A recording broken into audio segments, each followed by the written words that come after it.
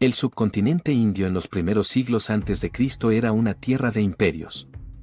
Destacadamente, el imperio Nanda se extendía por la porción norte, enfrentándose a las tierras del ambicioso e implacable Alejandro Magno, al menos por el momento. La leyenda dice que el destino del imperio Nanda estaba sellado mucho antes de su verdadero colapso por un hombre conocido como Chanakya. Un maestro, filósofo y generalmente un hombre de múltiples talentos, Chanakya viajó a Cataliputra por su ocupación. Pero en algún momento allí tuvo un desacuerdo con el propio emperador. Chanakya estaba profundamente perturbado por lo que había ocurrido entre él y Dhanananda, y así juró que, como venganza, provocaría el colapso completo de este imperio. Y, por loco que parezca, en realidad no estaría equivocado. Habiendo escapado de Dhanananda y huido a Taxila, Chanakya tropezó con un hombre llamado Chandragupta Maurya. Él y algunos otros jóvenes estaban jugando un juego, esencialmente de rol, una batalla que despertó el interés de Chanakya. Algo que vio en el joven le dio la impresión de que Chandragupta no solo sobresalía en el juego, sino que podría sobresalir en algo bastante similar en la vida real.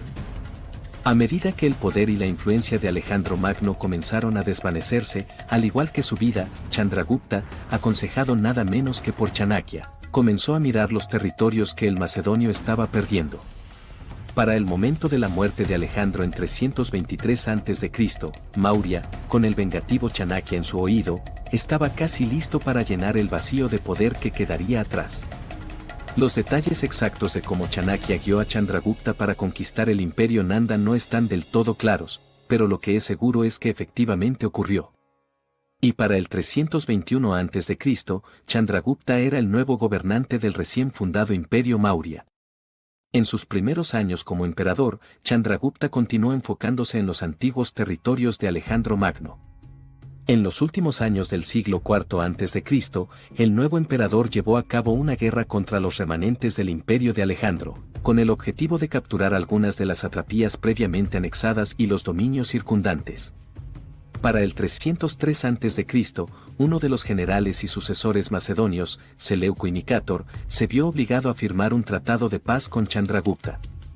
A medida que el imperio Maurya se expandía desde allí, el líder indio buscaba no solo conquistar las tierras de los griegos, sino también formar relaciones diplomáticas con aquellos que no invadió, algo en lo que también tuvo bastante éxito.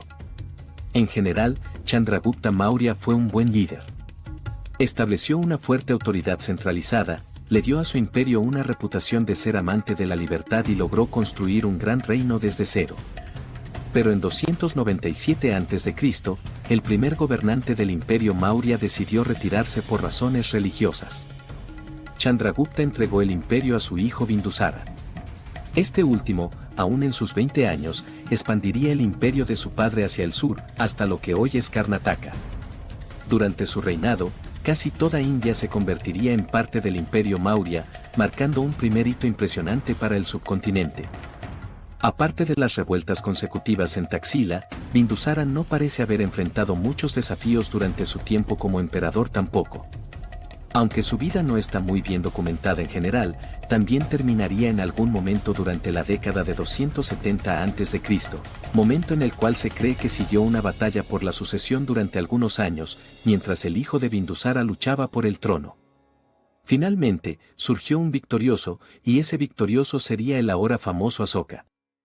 El imperio se estabilizó y encontró su nuevo líder en la forma de Asoka alrededor del 270 AC, dando inicio al periodo más impresionante de la historia Maurya.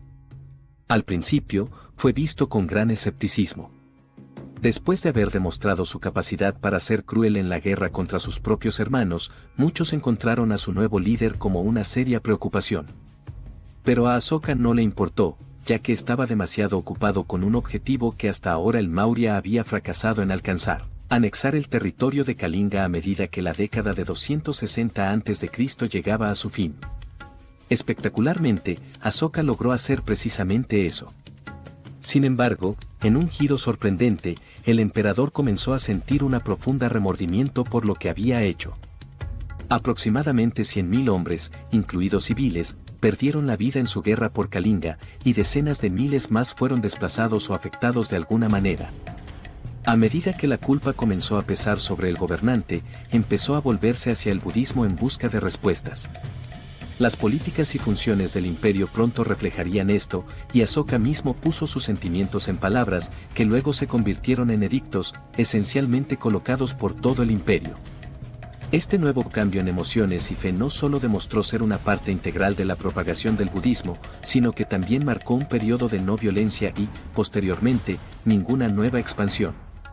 Cuando Asoka murió en 232 a.C., ninguno de sus hijos pudo tomar el trono. Uno había muerto, otro estaba ciego, un tercero no se conoce mucho, y otro estaba ocupado propagando su religión compartida.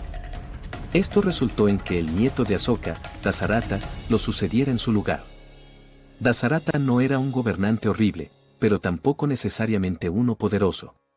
Bajo el nieto de Asoka, muchos de los territorios previamente conquistados por los Maurya se perdieron, y esto se considera generalmente como el primer declive del imperio.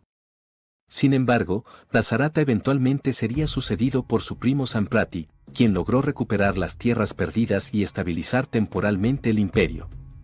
Sin embargo, a largo plazo, los Mauryas no pudieron mantener nada de lo que Samprati había hecho.